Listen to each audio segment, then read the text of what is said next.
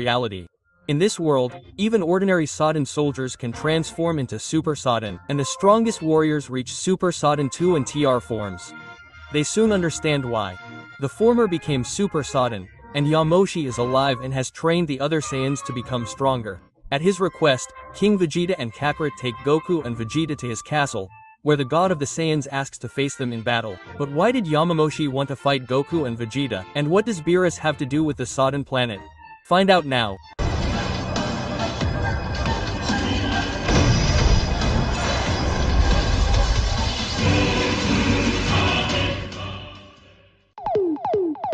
Episode 4. The Power of the Two Saiyans.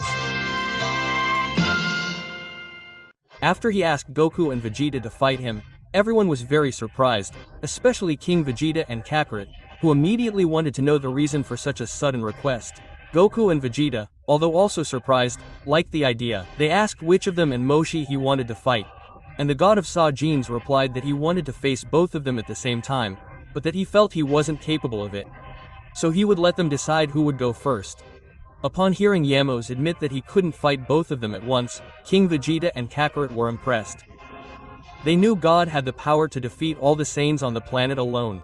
So, even though those foreigners were incredibly strong, they imagined that Yamochi would handle them with relative ease. While this was happening in the upper courtyard of the castle, far below them, in the underground dungeon, someone was trapped inside a capsule filled with a strange liquid. But who was this person, and why was he there? Back in the courtyard, Goku and Vegeta needed to decide who would fight.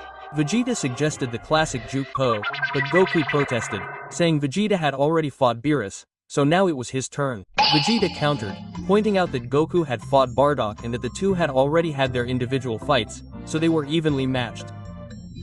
Goku disagreed, saying the comparison wasn't fair, since Bardock couldn't compare to Beerus, and that it hadn't even been a real fight. Vegeta retorted that a fight was a fight, no matter how easy. Without further argument, Goku accepted the game and, to his delight, won. Vegeta was very frustrated, as he wanted to face the first Super Saiyan god. Smiling, Goku turned to Yamoshi to say he would be his opponent, but the god was already right in front of him, swooping down, powerful, with his punch ready to land. At the moment of impact, Goku stopped the blow with a single finger and dodged its course, causing Yamoshi to pass right by and smash into the castle, punching a hole in the wall. King Vegeta and Kakarot were shocked, unable to even see what had happened. Goku complained that it had been cheating, but Yamoshi replied that in a fight, one must be prepared for anything and that from the moment the match is announced, one cannot turn away or let one's guard down. He also expressed surprise, as although Goku seemed unprepared, he reacted perfectly to the blow. Goku explained that even when his mind is not alert, his body can react instinctively, an ability called high instinct, and praised Yamoshi, saying that even in base form, that attack had been much stronger than any blow from Bardock Super Saiyan 2 or Kakarot Super Saiyan 3. And Yamoshi replied that this was obvious. After all, he wasn't called the god of Saiyans for nothing. An instantaneous movement, without even needing to concentrate energy. Yamoshi transformed into Super Saiyan God and advanced on Goku with another low dive. Goku dodged it, soaring high into the air and following him, attempting several blows, all of which were dodged. While defending himself, Goku noticed that Yamoshi, in Super Saiyan God form, was much more powerful than when he faced Beerus. He became curious and asked what he meant by that. Goku explained that in his world, he transformed into Super Saiyan God to fight the god of destruction called Beerus. He explained that, as far as he knew, he was the first Saiyan to achieve this form after Yamoshi himself, and that in his universe, he was merely a legend, long dead. It was based on this legend that Beerus came to his planet, which forced him to awaken this transformation to face him. After explaining all this, Goku grabbed one of Yamoshi's punches, used its strength to spin his body, and threw him back into the courtyard. Yamoshi, however, recovered before hitting the ground and landed safely. Goku decided to prove his point and transformed into Super Saiyan God. Beerus was astonished. King Vegeta and Kakarot were completely shocked, incredulous that someone other than God could use a divine transformation. Even surprised, Yamoshi smiled excitedly and asked if this was the only divine form Goku could use. He replied no, explaining that he could also transform into Super Saiyan, or as he preferred to call it, Super Saiyan Blue. He also said that Vegeta had also mastered this transformation. Upon hearing this, King Vegeta and Kakarot looked at Vegeta in awe. He smiled proudly and asked his counterpart if he was still going to feel smug just because he could become Super Saiyan 3.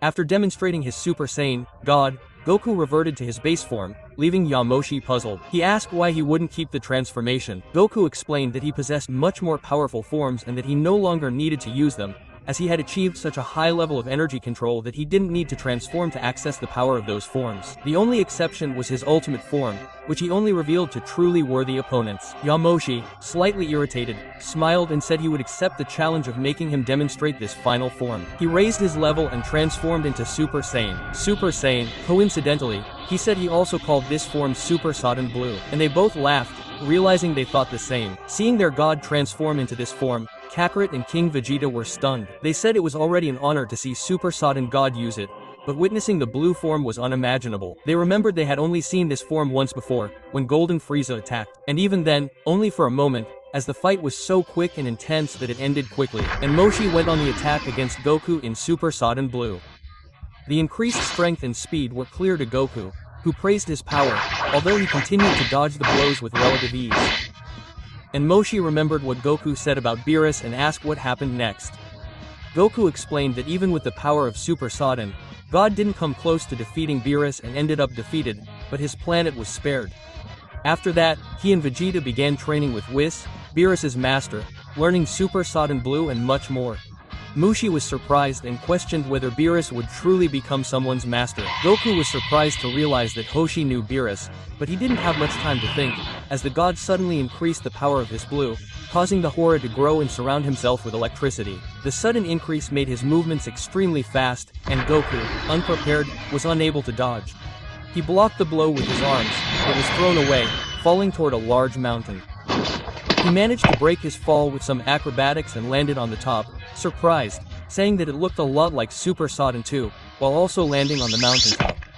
Mushi confirmed his suspicion, saying that it was exactly what it looked like. Over time, he realized that the logic of Super Saiyan's divine forms wasn't so different from that of non-divine forms. The only major difference is that one type of transformation uses a regular K, and the other uses a divine K. He learned that just as he could surpass the power of a regular Super Saiyan with Super Saiyan 2, he could also surpass the power of a regular Blue Super Saiyan with Super Saiyan Blue 2.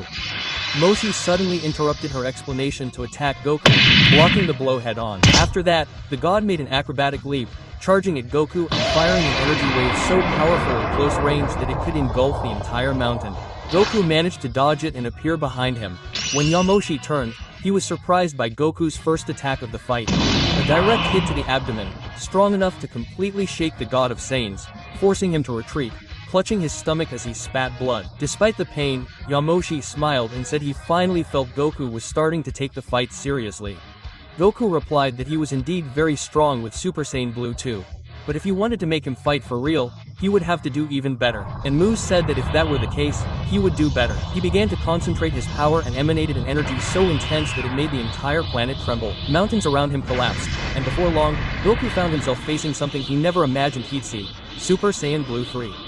In the distance, King Vegeta, Kakarot, and Vegeta, the god of destruction, watched. They had to leave the castle to continue watching the fight. Vegeta, the god of destruction, was surprised that a Super Saiyan Blue 3 existed, but concluded that it made sense. He noticed that unlike him and Goku, who focused their efforts on other techniques and transformations, Yam decided to perfect the divine forms of the Super Saiyan. While he and Goku stopped at perfected Blue, Mushi went further, reaching stages 2 and even 3.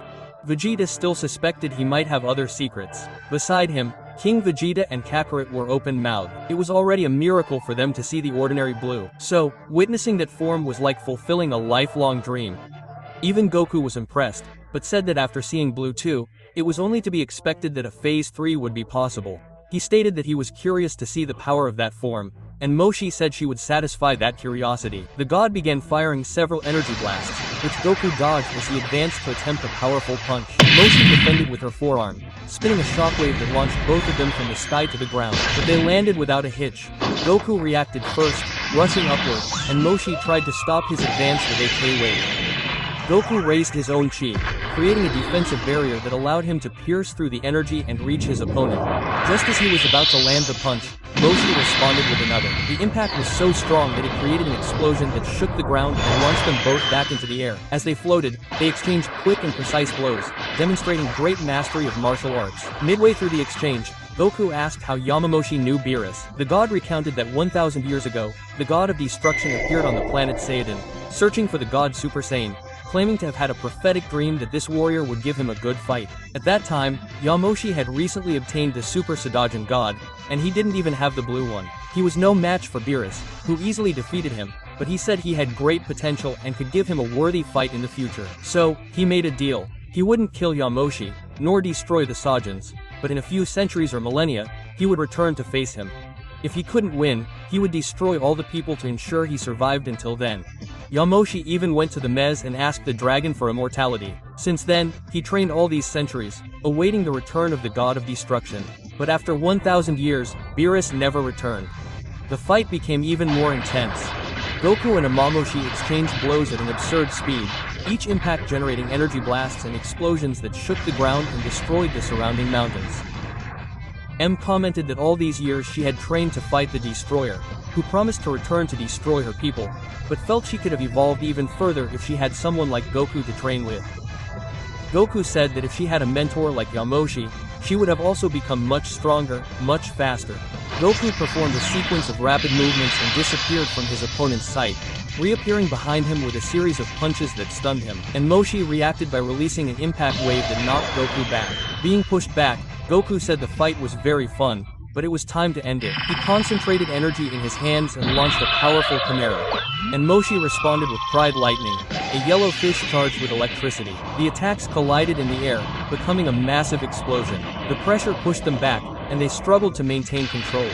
The shock reverberated throughout the surroundings, and even the god Sodden's castle shook. Underground, the capsule holding the mysterious those who saw him as an unbeatable didn't understand what was happening. The next